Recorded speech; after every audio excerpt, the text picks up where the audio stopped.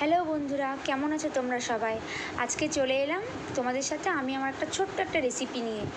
শঙ্কর মাছ কষা, পুরো মাংসের মতো করে বন্ধুরা এটা আমি করি। দারুণ খেতে লাগে, আমরা সবাই খুব ভালো খাই। তো দেখো বন্ধুরা, রান্নাটা আমি কীভাবে স্টার্ট করলাম।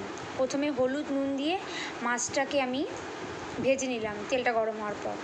তারপর কি করলাম বন্ধুরা, আমি কিছু আলুর টুকরো আমি সিদ্ধ করে নিয়েছিলাম, সেই আলুগুলোই এখন আমি কড়াইতে ভেজে নিচ্ছি হালকা করে। দেখো বন্ধুরা, তো আলুগুলো আমি ভাজি। আমার শঙ্কর মাছ খুবই প্রিয়, তোমাদের কার কার ভালো লাগে একটু কমেন্টে জানিয়ে বন্ধুরা।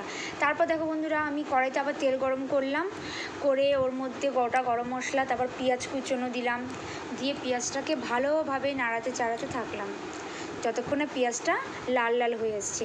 তার উপর কী করলাম বন্ধুরা, যে মশলাটা আমি করে রেখেছি, আদা পেঁয়াজ রসুনের পেস্ট, ওর সাথে হলুদের গুঁড়ো, শুকনো লঙ্কার গুঁড়ো, নুন, জিরের গুঁড়ো, ধনের গুঁড়ো, যা যা মশলা লাগে সব দিয়ে একসাথে ভালো মতো মিক্স করেছি। ভালো মতো মশলাটাকে কষিয়েছি যতক্ষণ না মশলা থেকে ভালোভাবে তেল ছাড়ছে। তারপর কী করলাম বন্ধুরা, ওর ওপর ভাজা আলুগুলো দিয়ে দিলাম, দিয়ে বেশ করে আরও কষালাম।